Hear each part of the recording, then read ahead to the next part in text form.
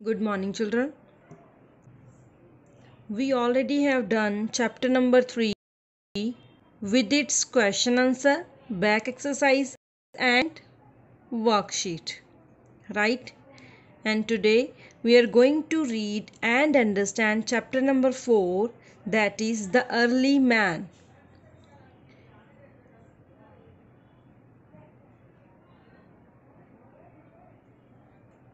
Have you any knowledge about the early man? क्या आप शुरू के आदमी के बारे में जानते हो कि वो कौन थे और क्या करते थे, क्या खाते थे, क्या पहनते थे, कैसे काम करते थे? सीन द पिक्चर के तस्वीर में कुछ आदमी दिखाए गए हैं जिनको हम बोल सकते हैं शुरू के आदमी। वह ऐसे आदमी थे जिनको न तो खाने का पता था न ही पहनने का पता था। और खाते क्या थे? वो जंगल में रहते थे और वहाँ जानवरों को ही मारकर खा जाते थे। कभी उनका कच्चा मांस खाते थे, कभी पकाकर खाते थे। तो पकाते कैसे होंगे वो शुरू के आदमी जो जंगलों में रहते थे? उनको तो कुछ भी पता नहीं था। उन्होंने देखा धीरे धीरे, जब उन्होंने पत्थरों को आपस में रगड़ा तो वहाँ से आग पैदा हुई। तब उनको पता चला कि वो आग को, दो पत्थरों को रगड़ कर पैदा कर सकते हैं। इस तरह से उन्होंने आग जलाकर मांस को पकाकर खाना स्टार्ट कर दिया। धीरे धीरे उन्होंने खेती करनी भी स्टार्ट की और खेती से एक फसल थी जिससे वो अपने तन के कपड़े बनाने लगे। जैसे जैसे उनकी अकल बढ़ती गई वह ज़्यादा ताकतवर होते गए। क्लियर? और उनके पास हथियारों की जगह पर क्या था? वो सिर्फ पत्थरों का ही प्रयोग करते थे। क्लियर?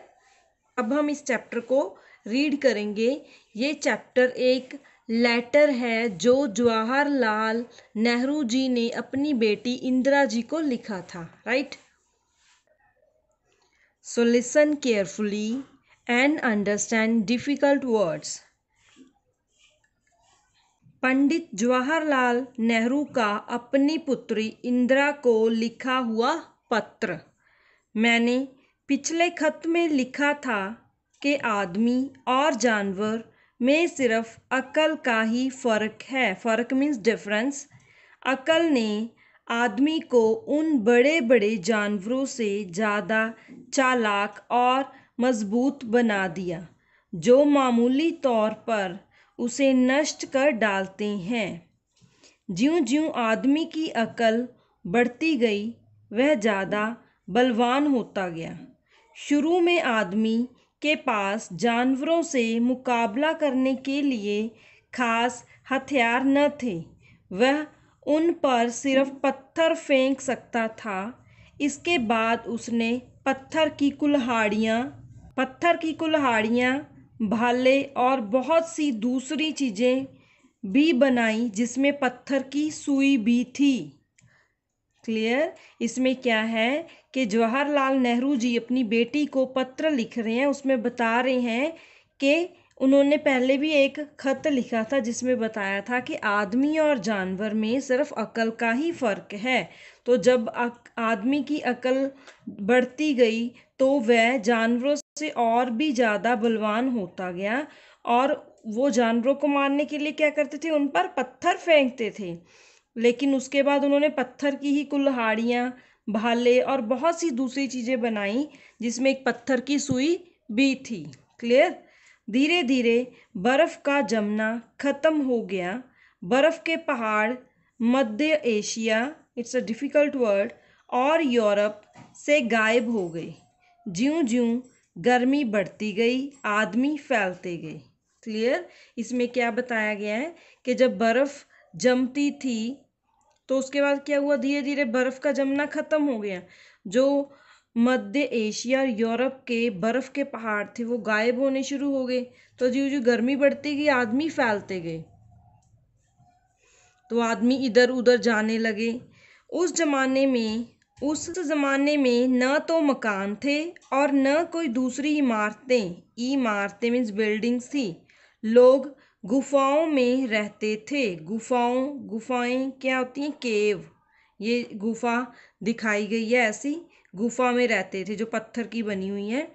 खेती करना किसी को ना आता था। लोग जंगली फल वगैरह खाते थे। क्या खाते थे वो? जंगल में जो जंगली फल होते थे वही खाते थे, या जानवरों का शिकार करके मांस खाकर रहते थे।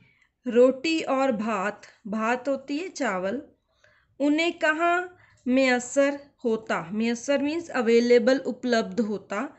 उनके पास ये रोटी चावल तो होते नहीं थे, क्योंकि उन्हें खेती करनी आती ही न थी। वे पकाना भी नहीं जानते थे। हाँ, शायद मांस को आग में गर्म कर लेते हों।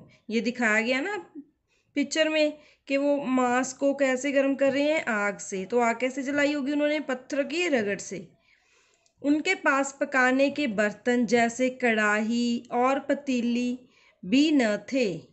एक बात बड़ी अजीब है, उन जंगली आदमियों को तस्वीर बनाना आता था। सचमुच ही बड़ी अजीब बात है कि उन जंगली आदमी, उनको हम जंगली आदमी ही बोलेंगे क्योंकि वे जंगल में रहते थे। उनको और कुछ नहीं आता था, लेकिन तस्वीर जरूर बना लेते थे।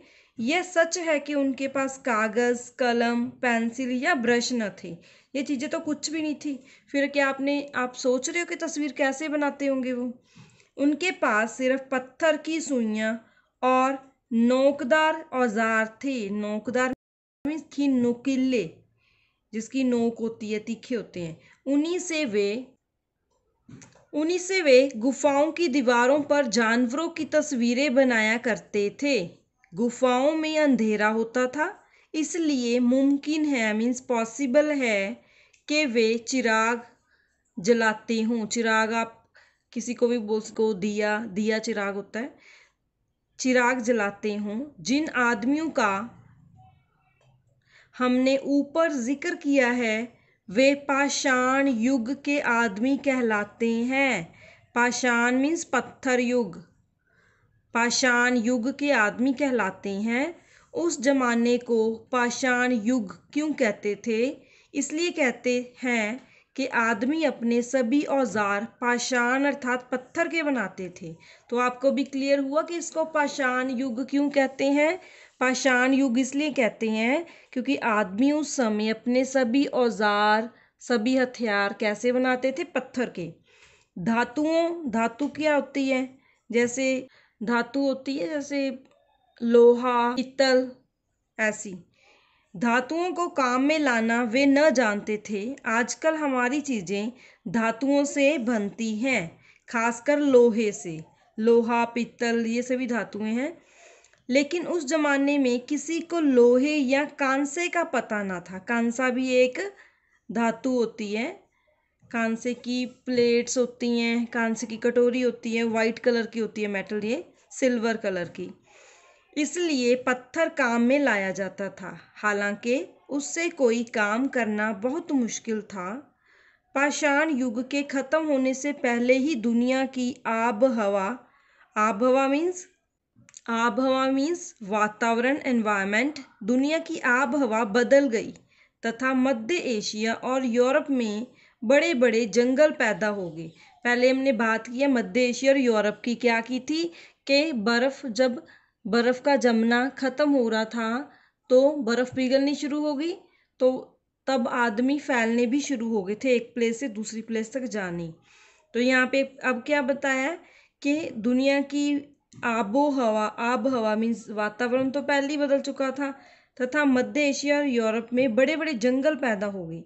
इन्हीं जंगलों में आदमियों की एक नई जाति रहने लगी। आदमियों की एक नई जाति, एक तरह के ग्रुप के आदमी रहने लगे।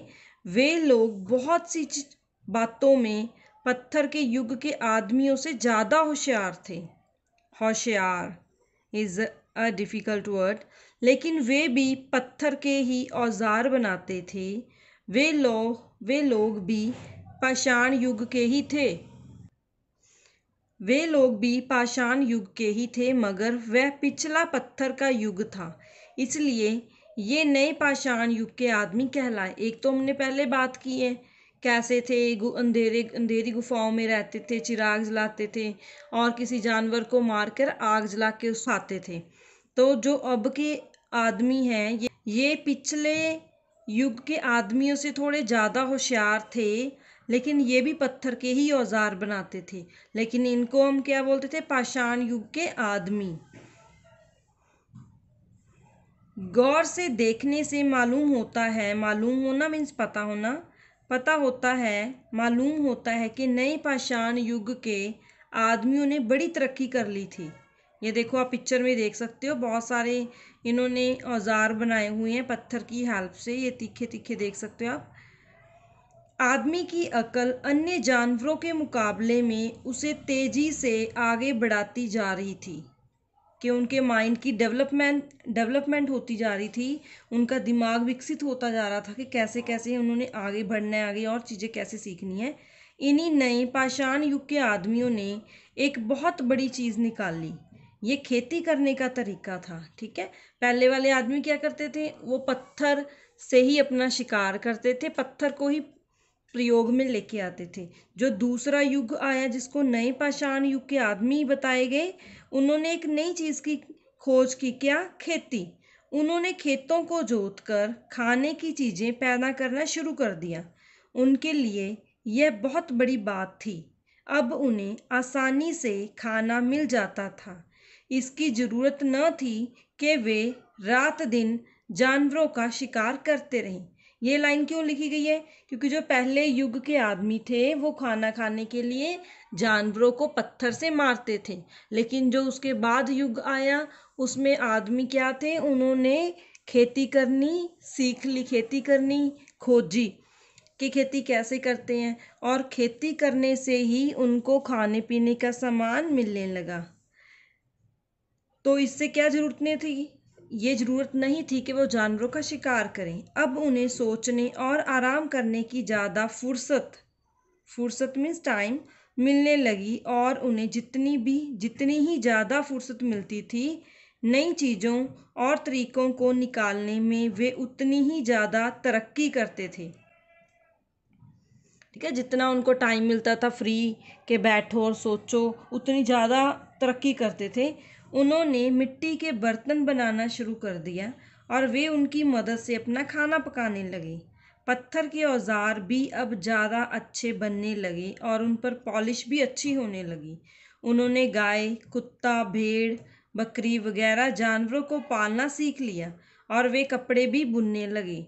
देखो, इसी पैरे में इन्होंने कितना कुछ बता दिया कि जो नए युग के आदमी थे उन्होंने खाना बनाना भी सीख लिया, खेती करनी भी सीख ली और भी बहुत सारे तरीके उन्होंने नए ढूंढे, जैसे मिट्टी के बर्तन बनाने, और जो हथियार थे, पत्थर के औजार थे, उन पर पॉलिश करनी, और क्या शुरू कर दिया उन्होंने? जानवरों को पालना भी शुरू कर दिया, और उसके बाद कपड़े भी बुनने स्टार्ट कर दिए। वे छोटे छोटे घरों या झोंपड़ों में रहते थे। ये झोंपड़े अक्सर झीलों के बीच बनाए जाते थे, क्योंकि जंगली जानवर या दूसरे आदमी वहां उन पर आसानी से हमला न कर सकते थे। इसलिए ये लोग झील के रहने वाले कहलाते थे। क्या कहलाते थे? झील के रहने वाले लोग। उनको झील के रहने वाले आदमी क्यों बोला जाता था? क्योंकि जो उनके झोंपड़े होते थे वो कहाँ पे होते थे? झीलों के बीच बनाए जाते थे। ये देखो, झील है, झील के बीच एक झोंपड़ा बनाया गया। उम्दा मीन्स बहुत अच्छी। वहाँ हम उम्दा चमकती हुई कुल्हाड़ियाँ, बर्तन, पत्थर के तीर व सुइयाँ और बहुत सी चीज़ें देख सकते हैं जो पिछले पाषाण युग के आदमी बनाते थे। तुमने खुद इनमें से बहुत सी चीज़ें, लेकिन शायद तुम्हें याद न हो। अगर तुम फिर उन्हें देखो तो ज़्यादा अच्छी तरह समझ सकोगी। किसको बोला जा रहा है यहाँ? इंदिरा गांधी जी को। कौन बोल रहा है? उनके पिता जवाहरलाल नेहरू जी। मुझे याद आता है कि जिनेवा के अजायब घर, फॉरेन कंट्री में है, अजायब घर में झील के मकान का एक बहुत बड़ा अच्छा नमूना रखा हुआ था। झील में लकड़ी के डंडे गाड़ दिए गए थे और उनके ऊपर लकड़ी के तख्ते बांधकर उन पर झोंपड़ियां बनाई गई थी। झोंपड़ियां। इस घर और जमीन के बीच में एक छोटा सा पुल बना दिया था। पिछले पाषाण युग वाले ये आदमी जानवरों की खालें पहनते थे। क्या पहनते थे? जानवरों की खालें, कि जानवरों की स्किन पहनते थे उन्हें मारकर, और कभी कभी ऊन के मोटे कपड़े भी पहनते थे। फिर ऊन कहाँ से आई उनके पास? सन एक पौधा होता है जिनके रेशों से कपड़ा बनता है। आजकल महीन मीन्स बहुत पतला, महीन कपड़े सन से बनाए जाते हैं, लेकिन उस जमाने के सन के कपड़े बहुत ही भद्दे, भद्दे मीन्स गंदे से, बेकार से, जो अच्छा ना लगे वो भद्दा है, भद्दे रहे होंगे। हमें ये ठीक तो मालूम नहीं कि इन लोगों को हुए कितने दिन गुजरे, लेकिन अंदाज से मीन्स अपने एस्टीमेट से मालूम होता है कि 10,000 साल से कम ना हुए होंगे। अभी तक हम लाखों वर्षों की बात कर रहे थे, लेकिन धीरे धीरे हम आजकल के ज़माने के करीब आते जाते हैं। क्लियर? ये नेहरू जी अपनी बेटी को बता रहे हैं कि बात करते करते इतने दिन गुजर गए, इतना टाइम गुजर गया कि पता नहीं चला कि हम लाखों वर्षों की बात करते करते आजकल के ज़माने के करीब कैसे आ गए। Clear? It is written by Jawaharlal Nehru ji. Clear? Now we will revise difficult words.